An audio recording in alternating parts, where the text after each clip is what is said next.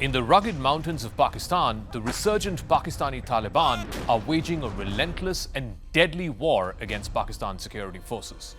After the lull of the last few years, since the fall of Kabul and the return of the Taliban, this is now by far the biggest terrorism threat that Pakistan has been facing in over a decade. Pakistan has responded to the Taliban insurgency, which was nearly defunct just 4 years ago when the Taliban took over Afghanistan. Pakistan has been responding with drone strikes and targeted military operations, the latest being the aerial strike right in the heart of Kabul last week, targeting the head of the Tehreek-e-Taliban Pakistan, Noor Wali Masood. While Masood himself managed to escape, but his son and 30 others were killed. In the process, the Pakistani military also lost more than 50 armed personnel. This war of attrition has also displaced tens of thousands of ordinary people. It's also stoked anger among local communities.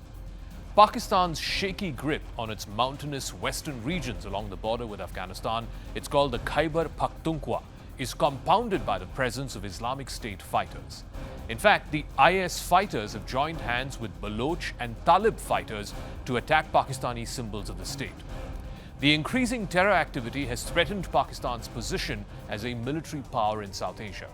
In fact, Afghanistan confirmed the latest on Sunday by saying it has killed as many as 58 Pakistani soldiers and wounded more than 30 others in overnight border clashes. In fact, these clashes between the two militaries have intensified following last week's airstrike on Kabul. Zabihullah Mujahid, who is the spokesperson for Afghanistan's Taliban government, has said that a significant amount of Pakistani weapons also fell into the hands of the Afghan forces.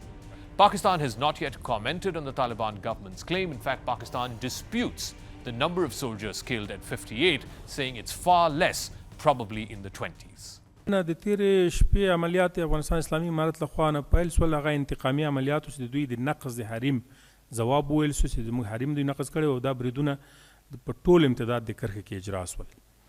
او د موږ د معلوماتو له مخې 100 نه زیاتې پوستې تصرف شوي دي د مجاهدینو له خوا نه او 58 د دوی نظامیان له منځه تللي دي، د 150 په شاوخوا کې ټپیان لري او تر 9 پورې زموږ مجاهدین هم شهیدان شوي دي او 14 نه تر 13 پورې زخمیان لرو او د دوی وسلې او مهمات هم نیول شوي دي په امتداد د کرښې.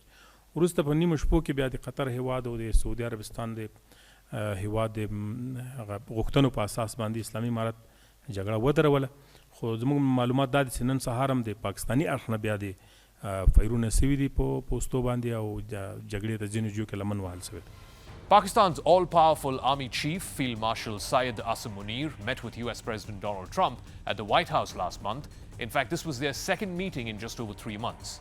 The Pakistani leadership seems to have clawed its way back into the good books of Trump with a promise of rare earth minerals as well as buying Trump bitcoins. That's when the Taliban is presenting Pakistan with its fiercest security challenge in years. Since the Taliban took power in Afghanistan in 2021, the Pakistani Taliban, known as the Tehreek-e-Taliban Pakistan or the TTP, have grown into a powerful and well-structured terror group. The leadership has received financial support from the Taliban-run government in Afghanistan. Its fighters have trained and moved freely across the border. The Taliban in Afghanistan deny backing the TTP, but the Pakistan Taliban have been able to assert themselves and the balance of power is starting to lean against the Pakistan state machinery and its security forces. As TTP operations have grown more sophisticated and more deadly, the group has more often than not targeted Pakistan's police and soldiers instead of targeting civilians. And that is much to the chagrin of Pakistani officials. इसमें किसी को कोई शक नहीं होना चाहिए, अगर किसी गांव से या किसी पनाहगाह से 4 या 5 या 10 या 15 आदमी निकल के हमारे किसी फौजी काफले के ऊपर जो है हमला करते हैं, उसका जवाब जो है हो सकता है सबको सब साथ कोलैटरल डैमेज भी हो, उसको सबको सब भुगतना पड़ेगा। जहां पे उनकी पनाहगाहें होंगी उनको भी भुगतना पड़ेगा और जो लोग उनको पनाहगाह देते हैं उनको भी भुगतना पड़ेगा। Enough is enough. Terrorist attacks in Pakistan surged last year to their highest levels since 2015, driven largely by the TTP. This is as per data according to the Pakistan Institute for Peace Studies, which is a regional think tank. The attacks have made Pakistan the second most affected country by terrorism, according to the Global Terrorism Index. In response, the Pakistani military has launched a large-scale offensive this summer in Khyber Pakhtunkhwa, the province that borders Afghanistan, and that's where the Taliban have mostly been operating. Tens of thousands of people have been displaced since the beginning of this year. The military operation has been contained to a few districts in Khyber Pakhtunkhwa, but local leaders and security experts fear it's going to spread throughout the region, much like what happened back in the early 2010s. Now, at that time, there were regular terror attacks by the Taliban directed at American troops who were stationed there.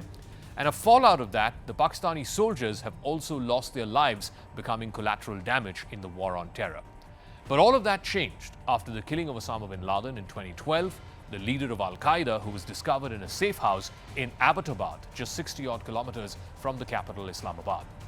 The TTP, the Tehreek-e-Taliban Pakistan, was created in 2007 as a reaction to Pakistan's support of the American invasion of Afghanistan. An alliance of terrorist groups, it implemented the Sharia law in what were then the tribal areas, also subject to colonial-era regulations, and launched attacks systematically on Pakistani security forces as well as foreign troops.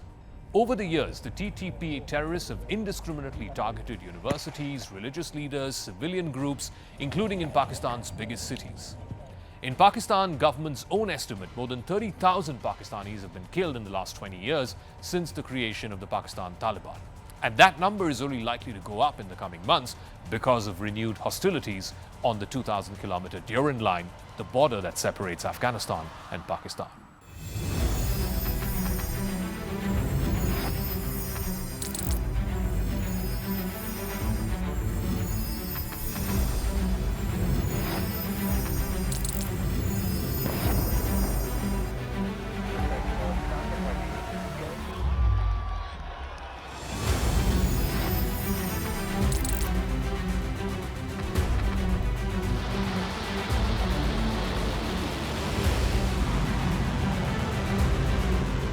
Fighting so long and so hard that they don't know what the they're doing.